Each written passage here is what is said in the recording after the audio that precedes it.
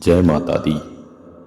हर युग में भगवान विष्णु के अवतार हुए और प्रत्येक अवतार के पीछे एक कहानी है। आज की कथा तिरुपति बालाजी अर्थात भगवान वेंकटेश्वर स्वामी की है। भगवान वेंकटेश्वर स्वामी की कथा को प्रारंभ करने से पहले आपसे अनुरोध है, यदि आप चैनल पर पहली बार आए हैं तो कृपया चैनल को सब्सक्राइब अवश्य कर लें। भगवान वेंकटेश्वर स्वामी के श्री चरणों का ध्यान करते हुए कथा प्रारंभ करते हैं। द्वापर युग की समाप्ति और कलयुग के आरंभ होने पर एक बार ब्रह्मा जी ने नारद जी से कहा, कलयुग में सारा संसार अशांति और असत्य में डूब जाएगा। कलयुग में भगवान नारायण ने अवतार धारण नहीं किया है, इसलिए तुम अपने कौशल से ऐसा कोई उपाय करो जिससे भगवान भूलोक में अवतार धारण करें, तब मानव भक्ति युक्त होकर मोक्ष को प्राप्त करेगा। अपने पिता की बात सुनकर नारद जी भूलोक में मां गंगा के तट पर आए, जहां समस्त ऋषिगण एकत्रित होकर जन कल्याण के लिए एक विशाल यज्ञ कर रहे थे। नारद जी ने मुनियों से पूछा, संसार की भलाई के लिए किया जाने वाला यज्ञ साधारण नहीं होता, इसलिए इसका फल पाने वाला भी साधारण नहीं होना चाहिए। इस यज्ञ का फल आप किसे दे रहे हैं? सबसे पहले यह जानने का प्रयत्न कीजिए कि त्रिमूर्तियों में कौन सत्व गुण संपन्न है और कौन मोक्ष फल का दाता है, अतः यज्ञ का फल किसे देना चाहिए? मुनियों ने कहा, नारद, तुम बुद्धिशाली हो, अतः तुम ही बताओ। भगवान ब्रह्मा, भगवान विष्णु और भगवान महादेव में से किसको यज्ञ का फल देना चाहिए? एक सृष्टि करता है, दूसरा पालन करता है और तीसरा रुद्रमूर्ति है। तीनों ही एक दूसरे से कम नहीं है, अतः इनकी परीक्षा कर लेनी चाहिए। इस कार्य के लिए भृगु ऋषि ही श्रेष्ठ हैं, क्योंकि जैसे भगवान शिव का तीसरा नेत्र ललाट पर है, इनका तृतीय तपो नेत्र चरण में है। त्रिमूर्ति में कौन श्रेष्ठ है, इसकी परीक्षा के लिए भृगु ऋषि मान गए। सर्वप्रथम भृगु ऋषि सत्यलोक गए, जहां भगवान ब्रह्मा वरुण, अग्नि आदि दिक्पालकों से सृष्टि के संबंध में चर्चा कर रहे थे। भृगु ऋषि काफी देर तक ब्रह्म सभा में खड़े रहे, परंतु किसी ने भी उनकी ओर ध्यान नहीं दिया। क्रोधित होकर भृगु ऋषि ने कहा, हे ब्रह्मदेव, तुम सृष्टा होने के गर्व में इतने अंधे हो रहे हो कि 4 सिर और 8 आंखों के होते हुए भी तुम्हें अतिथि दिखाई नहीं देता। तुम में रजोगुण की प्रधानता है। अतिथि के अपमान के लिए मैं तुम्हें शाप देता हूँ कि पृथ्वी पर कहीं भी तुम्हारी पूजा नहीं होगी और ना ही कोई मंदिर होगा। इसके बाद महर्षि भृगु कैलाश पर्वत गए, जहाँ भगवान शिव अपनी पत्नी माता पार्वती के साथ अंतःपुर में थे। बाहर गणेश जी, कार्तिकेय जी और समस्त शिवगण कोई उत्सव मना रहे थे। किसी ने भी भृगु ऋषि को नहीं पहचाना। क्रोधित होकर भृगु ऋषि सीधे अंतःपुर में प्रवेश कर गए, जिस पर भगवान शिव भी उन पर क्रोधित हो उठे। भृगु ऋषि ने सोचा, इनमें तामस गुण ही है, इसलिए भगवान शिव जी को शाप देते हुए कहा, तुम्हारी किसी भी मंदिर में मूर्ति नहीं होगी, सब जगह तुम लिंग रूप में विराजमान होगे। अब भृगु ऋषि बैकुंठ लोक में पहुंचे, जहां भगवान विष्णु शेष शैया पर शयन कर रहे थे और माता लक्ष्मी उनकी पाद सेवा कर रही थी। यह देखकर भृगु ऋषि का पारा और चढ़ गया। उन्होंने भगवान विष्णु के वक्ष पर पदाघात करते हुए कहा, हमारे आने पर भी तुम सोते हो। भृगु ऋषि के पदाघात से भगवान विष्णु जी ने शेष शैया से उतरकर उनके चरण पकड़ लिए और माता लक्ष्मी को उनके लिए पाद्य अर्घ आदि लाने के लिए कहा। भगवान विष्णु ने कहा, क्षमा करो महात्मन, कौस्तुभ आज से युक्त हारों को पहनने से मेरी छाती बहुत कठोर है। इस पर पदाघात से आपके सुकुमार चरण को कितना कष्ट हुआ होगा। मुझे अपना दास समझकर क्षमा कर देना, मैं आपके चरण छूता हूँ। भगवान विष्णु ने भृगु ऋषि का पांव हाथ में लेकर उनके तपो नेत्र को अपनी उंगलियों से खींचकर सागर में फेंक दिया, जिससे भृगु ऋषि का सारा गर्भ जाता रहा। भृगु ऋषि ने कहा, आपको लात मारकर मैंने बड़ा पाप किया, मेरे दोष को क्षमा करें। भगवान विष्णु ने कहा, तुम दुखी मत हो, तुम्हारे मन की बात और आने का कारण मैं जानता हूं, तुम्हारे कारण हमारा महत्व संसार में विदित होगा। तब महर्षि भृगु ने भगवान विष्णु से यज्ञ का फल स्वीकार करने की प्रार्थना की, जिससे उन्होंने स्वीकार कर लिया। भृगु ऋषि ने भूलोक में जाकर समस्त ऋषियों को भगवान विष्णु का महत्व बताकर यज्ञ फल उन्हें समर्पित करने के लिए कहा। भृगु ऋषि के इस कार्य से भगवान विष्णु के वक्ष स्थल में रहने वाली माता लक्ष्मी क्रुद्ध हो गईं और बोली, 14 भुवनों के स्वामी और समस्त देवताओं से पूजित आपको लात मारने का उस ब्राह्मण का साहस, यही नहीं, यह वक्ष स्थल मेरा निवास स्थान है, इस पर लात मारने का मतलब है कि मुझे लात मारना। उसे दंड देने की जगह आपने उससे क्षमा मांगी। यह देखकर मेरा तो दिल जल रहा है। पर पुरुष से अपमानित होकर जीवित रहने की अपेक्षा नाक बंद करके तपस्या कर लेना अच्छा है। भगवान विष्णु ने माता लक्ष्मी को बहुत समझाया कि भक्तों के मन की बात को जानना बहुत कठिन है। वे किसी महान कार्य के लिए यहाँ आए थे। संतान के कार्य से माता पिता क्यों नाराज होंगे? तुमको शांत हो जाना चाहिए। परंतु माता लक्ष्मी ने कहा, मैं उसे क्षमा नहीं कर सकती। अगर आप उसे दंड नहीं दे सकते तो मैं वैकुंठ में नहीं रहूंगी। उस दुष्ट ने हम दोनों को अलग किया है, इसलिए मैं समस्त ब्राह्मण जात को शाप देती हूँ कि ब्राह्मण भूलोक में वेदोक्त कर्मों से हीन और दरिद्र बनकर विद्याओं को बेचते हुए जीवन यापन करेंगे। माता लक्ष्मी भूलोक में आकर गोदावरी नदी के किनारे कोल्हापुर में एक पर्णकुटी बनाकर तपस्या करने लगी। लक्ष्मी माता के वैकुंठ छोड़ते ही वहां की शोभा जाती रही। चारों ओर दरिद्र देव का राज्य हो गया। पत्नी के वियोग में भगवान विष्णु भी एक दिन वैकुंठ छोड़कर भूलोक पर आ गए और पत्नी को ढूंढते ढूंढते शेषाचल पहुंच गए। इसे शेषाचल इसलिए कहते हैं क्योंकि भगवान शेष यहाँ पर्वत रूप में स्थित हैं। इस पर्वत को तिरुमलय या तिरुमाला भी कहते हैं, जिसका अर्थ है श्रीयुक्त पर्वत। धरती पर पैर रखते ही भगवान विष्णु को भी भूख प्यास आदि मानवीय तत्व प्रभावित करने लगे। एक दिन थकान के कारण वे इमली के पेड़ के नीचे एक खोडर में शयन करने के उद्देश्य से जा छिपे। वैकुंठ उजड़ गया। यह जानकर नारद जी ने ब्रह्मा जी से कहा, आपके कहे अनुसार मैंने कार्य किया। माता लक्ष्मी और भगवान विष्णु दोनों ही भूलोक चले गए हैं। निद्रा और आहार के बिना भगवान विष्णु सूख कर कांटा हो गए हैं, इसलिए आप उन्हें आहार देने की व्यवस्था कीजिए। ब्रह्मा जी भगवान शंकर को साथ लेकर माता लक्ष्मी के पास पहुंचे और बोले कि निद्रा और आहार के बिना भगवान विष्णु आजकल शेषाद्रि पर एक पेड़ के खोडर में रह रहे हैं। उनकी रक्षा होनी चाहिए। हम दोनों गाय और बछड़े का रूप धारण करेंगे और आप ग्वालिन बनकर हमें चोल देश के राजा को बेच दीजिए। हम उस राजा की गायों के साथ रहकर भगवान श्री हरि को प्रतिदिन दुग्ध पान कराएंगे। माता लक्ष्मी ने बात मान ली। शेषाद्रि उन दिनों चोल राजा के अधीन था। उसी क्षण ब्रह्मा जी गाय और भगवान शिव जी बछड़ा और माता लक्ष्मी ग्वालिन बनकर चोल राजा के पास पहुंची। गाय और बछड़े के सौंदर्य से आकर्षित होकर राजा रानी ने उन्हें खरीद लिया। माता लक्ष्मी का काम पूरा हो गया। चोल राजा ने ग्वाले से कहा कि नई गाय का दूध धोकर राजकुमार के लिए लाया करो। चोल राजा के पास हजारों गाय थी। ग्वाला उस गाय और बछड़े को भी अन्य गायों के साथ शेषाचल पर चरने के लिए ले जाता, पर वह गाय घास न चरकर अकेले ही उस वाल्मीकि पर जाकर दूध की धार डालने लगी। इससे सोते हुए भगवान विष्णु जाग गए और गाय को ब्रह्मा जी जानकर दूध पीने लगे। वह गाय गौशाला में आकर दूध नहीं देती थी।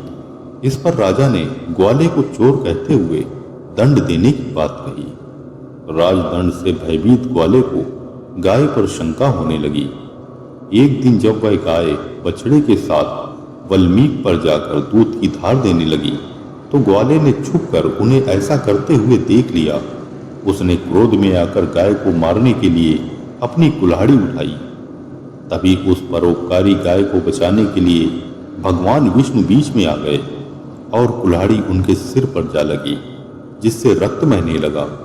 यह देखकर ग्वाला बेहोश हो गया। किसी ने राजा को इस घटना की खबर दी। राजा ने जाकर देखा कि वल्मीक से रक्त बह रहा है। राजा को देखकर भगवान विष्णु खोडर से बाहर आ गए और बोले, सेवकों के पाप का फल राजा को भोगना पड़ता है। आज से तुम पिशाच हो जाओ। चोल राजा भगवान के श्री चरणों पर गिरकर गिड़गिड़ाने लगा। तब करुणा करके भगवान विष्णु ने कहा, मेरा शाप व्यर्थ नहीं जाएगा, लेकिन तुम इस देह को छोड़कर इसी चोल वंश में आकाश राज के रूप में जन्म लोगे और अपनी पुत्री पद्मावती का मेरे साथ विवाह कराओगे। उस अवसर पर तुम मुझे एक वज्र किरीट भेंट करोगे। उसे मैं प्रत्येक शुक्रवार को धारण करूंगा और उस दिन तुम शाप से मुक्त हो जाओगे। तभी ग्वाले की मूर्छा टूटी, किंतु वह अंधा हो गया था। वह भी भगवान के चरणों पर गिर पड़ा। तब दया करके भगवान ने कहा, मैं कुछ समय बाद इस पर्वत पर मूर्त रूप धारण करूंगा। तब तक तू यहीं अंधा बनकर रहे। मेरे अवतार लेते ही तेरी आंखें ठीक हो जाएंगी। ग्वाले के कारण भगवान श्री हरि के सिर पर चोट लगी थी। वे शेषाद्रि पर ही घूम घूम कर औषधि की खोज कर रहे थे कि देवलोक के देवगुरु बृहस्पति जी ने आकर उनसे कहा, आप भक्तों के कल्याण के लिए कितने कष्टों का सामना कर रहे हैं। इस घाव की सर्वोत्तम औषधि है कि मदार की रुई को गूलर के पेड़ के दूध में भिगोकर घाव पर लगा दीजिए। ऐसा करने पर वह 1 सप्ताह में ठीक हो जाएगा। भगवान विष्णु औषधि की खोज करते हुए शेषाद्रि पर वराह स्वामी के आश्रम में पहुंचे। वराह स्वामी ने उनका आदर सत्कार कर विंध्याचल पर ही रहने को जगह दे दी और कहा, मेरे पास बकुला देवी नाम की भक्तिन है। वह माता की तरह आपकी सेवा करती रहेगी। उसे आप अपने पास रहने दीजिए। बकुला देवी कृष्णावतार में माता यशोदा थी, जो भगवान श्री कृष्ण का विवाह नहीं देख सकी थी। भगवान श्री कृष्ण ने उन्हें वरदान दिया था कि कलयुग में मैं एक नौजवान के रूप में तुम्हारे पास आऊंगा, तब तुम मेरी शादी देखोगी। बकुला देवी ने कहा, आज से तुम मेरे पुत्र हो। मैं तुम्हें श्रीनिवास के नाम से पुकारूंगी। बकुला देवी ने जड़ी बूटियां लाकर भगवान श्रीनिवास के घावों पर लगा दी। वे अच्छे अच्छे फल, कंद मूल आदि जंगल से लाकर श्रीनिवास को खिलाती थी। चोल राज्य के राजा का नाम आकाश राज और उनकी पत्नी का नाम धरणी देवी था। आकाश राजा के छोटे भाई का नाम तोंडमान था। दोनों भाइयों के कोई संतान नहीं थी, इसलिए उन्होंने यज्ञ करने के लिए जमीन जोती तो एक स्थान पर हल अटक गया। जब जमीन खोदी तो वहां उन्हें एक सोने का संदूक मिला। संदूक को खोलने पर उसमें सहस्र दलों वाला एक कमल और उस पर लेटी हुई विद्युत के समान दीप्तमान एक बालिका मिली। उस बालिका को पाकर राजा रानी के हर्ष का पारावार न रहा। पद्म में मिलने के कारण ब्राह्मणों ने उसका नाम पद्मावती रखा। पद्मावती के मिलने के बाद धरणी देवी को वसुदान नामक पुत्र हुआ। पद्मावती दिनों दिन शुक्ल पक्ष के चंद्रमा के समान बढ़ने लगी। एक दिन नारद जी आकाश राज से मिलने आए तो राजा ने उन्हें पद्मावती के लिए योग्य वर बताने के लिए कहा। नारद जी ने कहा, आपको दामाद की खोज करने की आवश्यकता नहीं है। आपकी पुत्री माँ लक्ष्मी के अंश को लेकर पैदा हुई है। रामावतार में वेदवती को भगवान राम द्वारा दिए गए वर के अनुसार वही वेदवती आपके यहाँ पद्मावती के रूप में अवतरित हुई हैं। भगवान विष्णु के साथ ही पद्मावती का विवाह होगा। वह शुभ घड़ी बहुत ही निकट आ रही है। एक दिन भगवान श्रीनिवास बकुला देवी की आज्ञा लेकर आखेट के लिए वन में गए। वहां एक हाथी का पीछा करते हुए वे दूर निकल गए। कुछ ही देर बाद हाथी तो ओझल हो गया और पानी की तलाश में श्रीनिवास जी एक सरोवर के समीप आए। वहां उद्यान में पद्मावती अपनी सखियों के साथ खेल रही थी। पद्मावती और श्रीनिवास जी एक दूसरे को देखकर प्यार में पड़ गए। श्रीनिवास जी के चले जाने पर महल में पद्मावती न खाती न पीती और न ही सोती थी। इधर आश्रम में श्रीनिवास की हालत भी ऐसी ही थी। एक दिन श्रीनिवास ने अपने दिल की बात वकुला देवी को बता दी और उन्हें आकाश राज के पास जाकर पद्मावती से विवाह करा देने की प्रार्थना की। वकुला देवी के जाने के बाद आकाश राज अपने गुरु शुक योगी के पास श्रीनिवास और पद्मावती के विवाह के बारे में सलाह लेने गए। शुक योगी ने कहा, शेषाद्रि पर रहने वाला श्रीनिवास साधारण मानव नहीं है, वह तो साक्षात श्री हरि हैं। तुम्हारे पूर्व जन्म के पुण्यों के कारण वे तुम्हारे दामाद बनने जा रहे हैं। उन्हीं के दर्शन के लिए हम जैसे लोग कई जन्मों से तपस्या कर रहे हैं। राजा ने तुरंत देवगुरु बृहस्पति को बुलाकर शादी के लिए लग्न पत्रिका लिखवाई। वैशाख माह के शुक्ल पक्ष की 10वीं तिथि को शुक्रवार के दिन श्रीनिवास और पद्मावती के कल्याण महोत्सव के लिए आदिशेष, गरुण, भगवान ब्रह्मा, भगवान शंकर, नारद, कुबेर आदि सभी देवता आ गए। श्रीनिवास ने नारद जी से कहा, लक्ष्मी मुझे छोड़कर चली गई हैं, इसलिए मैं बड़ी निर्धन अवस्था में हूँ। आप कृपा करके कोई ऐसा उपाय सोचिए जिससे मैं अपने विवाह के लिए धन जुटा सकूं। जब सभी देवताओं की सभा बैठी थी तब नारद जी ने कुबेर से कहा, आप श्रीनिवास और पद्मावती के विवाह के लिए पर्याप्त धन देकर सहायता कीजिए। स्वामी उस धन को सूद के साथ चुका देंगे। कुबेर ने तुरंत नारद जी की बात मान ली। भगवान श्रीनिवास ने एक पत्र लिखा कि मैंने कुबेर से अपने विवाह खर्च के लिए 1,14,00,000 निष्क लिए हैं, जिन्हें मैं सूद सहित लौटा दूंगा। भगवान ब्रह्मा, भगवान शंकर और अश्वत्थ ने उस पत्र पर साक्षी के रूप में हस्ताक्षर किए। शुभ मुहूर्त में विवाह की समस्त विधियां संपन्न हुई। देवताओं ने नव दंपति पर पुष्प वर्षा की और महामुनियों ने आशीर्वाद दिया।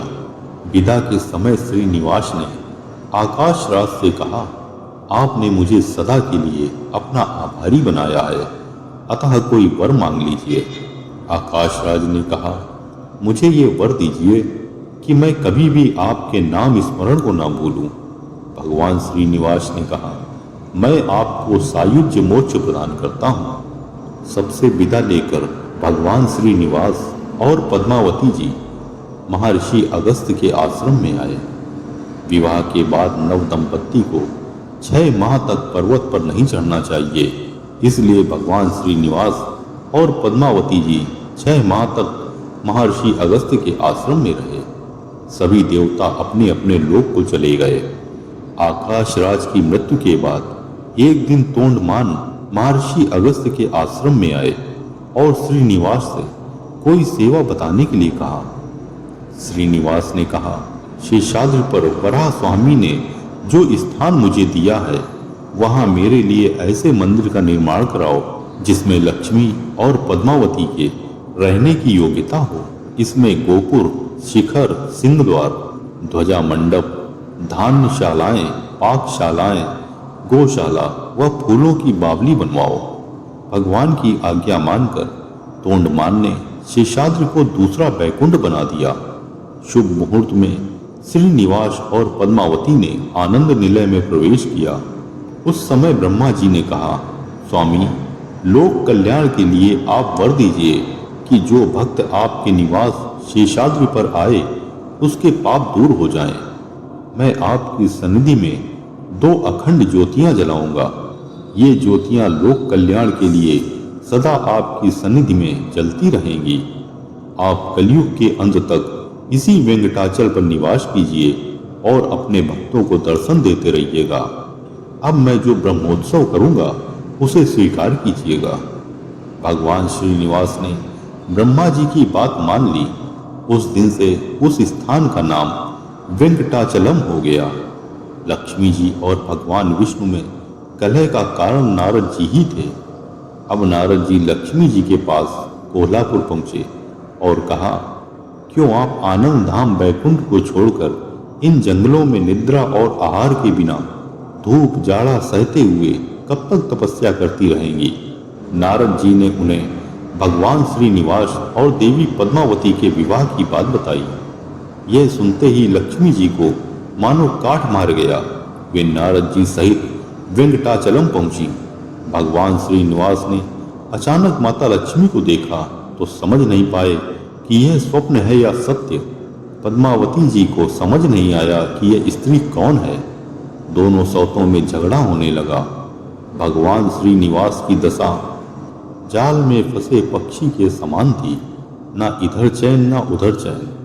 थोड़ी देर में दिव्य ज्ञान से माता लक्ष्मी को सारी बात समझ आ गई और उन्होंने कहा, अब हम सगी बहनों की तरह रहेंगे। भगवान श्रीनिवास ने माता लक्ष्मी को कुबेर से लिए कर्ज की बात बताई और कहा, कलयुग में तुम मेरे भक्तों को धन संपत्ति प्रदान करती रहो, जिससे वे अनेक पाप करके विपत्तियों में फंस जाएंगे। फिर मैं उन्हें स्वप्न में उपाय बताऊंगा जिससे वे मेरी मनौती करके भेंट चढ़ाएंगे। वह धन मैं कुबेर को सूद के रूप में दे दूंगा।